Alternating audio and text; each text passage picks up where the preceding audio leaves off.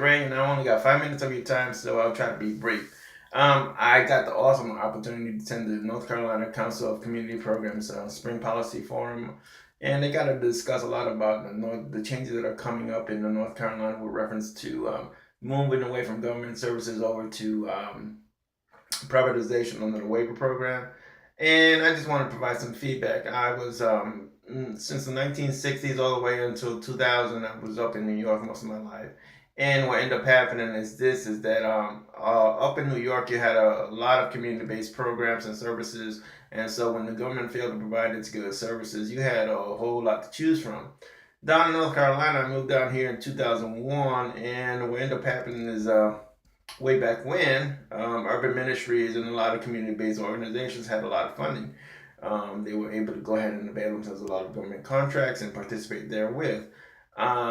But in 2005 towards 2008, you had the community support services fiasco with mental health services and mismanagement and so forth and government waste. And then all of a sudden the government in 2008 said, hey, look, we're taking back all our money. Y'all entities are closing down. So urban ministries lost a lot of money as that was coming up, especially when they lost the contract to run the homeless shelter, especially when once they lost the homeless shelter contract, then they lost money to go ahead and maintain Harrington Place and some other programs. So they lost out, and then what ends up happening in 2005, 2015, 2016, when you go to look for jobs with them, they're like, well, we ain't got no money. Can't contract with the government as we used to be, so all of our programs are minimal and sparse to say the least. Not only that, you talking about Medicaid overall. What you have with Medicaid overall is that many of the providers, physicians, and so forth won't take Medicaid.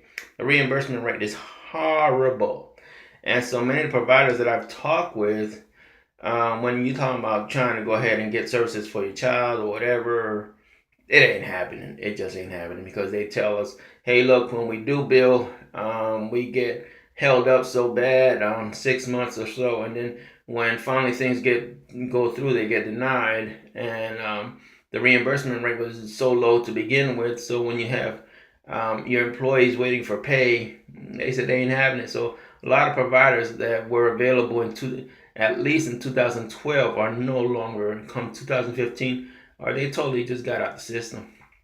A lot of providers totally got out of the system. So you're having a lot of backlash from the 2005, 2008 era scenario where the government said, oh no, we're taking back all our programs and we're going to go ahead and run it ourselves. And then they had mismanagement on the government level. So it's like, okay, governmental bodies doing the work didn't work. Privatization didn't work. So bottom line, you got to hold people accountable instead of trying to go ahead and, well, each one blame the other. The other thing is that one thing you have to understand is, and from my perspective, I'm providing a PowerPoint presentation along with this video.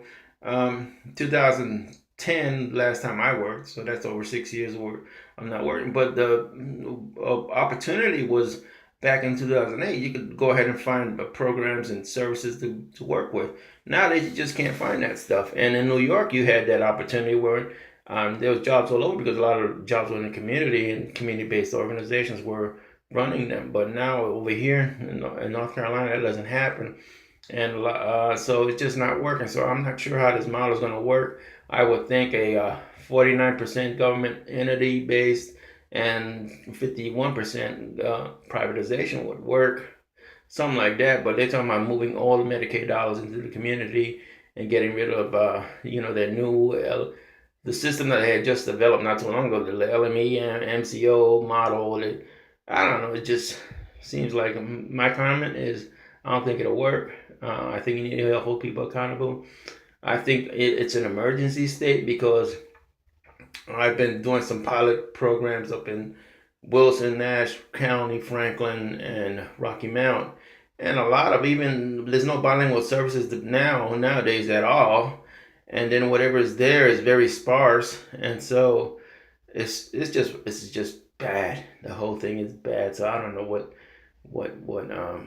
I've been doing linkage to one client had crime victim services need, and they were a victim of a crime, and the literature's in Spanish. So if you go in a government agency, government entity, they should provide you with that stuff in Spanish. They did not get it provided in Spanish. I provided the links for them. Basic thing like one consumer said, I need services for my daughter, and no, my her son, and all I had to do was make phone calls because there's nobody on the other end to receive their phone calls because no one speaks Spanish. So that wasn't the case way back when. Um, Earlier, 2001, when I came down, you had more proliferation of services or providers. They was you could choose anything you wanted, but nowadays, forget it. It's horrible. What the government has done has not worked, and their system has pushed people away. They really, bottom line, no matter what that you do, to entice people and get people into the industry to provide services, you need to hire up at minimum the reimbursement rate. That's it. I know a loved one of mine is about to go ahead and leave. She needs mental health services bad, but she just can't afford it. She's on Medicaid too and Medicare. It's just they got these little co-pays that she's being driven out the system, and she's takes a whole bunch of meds, and right now she's stable. I don't know what's gonna happen, but that's my 2 cents. I hope it works. I love the invitation, the participation in the policy forum. It was awesome. God bless. IsaiahRosen.com, RAYOadvocacy.org and .com. That's Ray with an ERUY. And have a nice day. Try to keep it brief. Bye. See ya.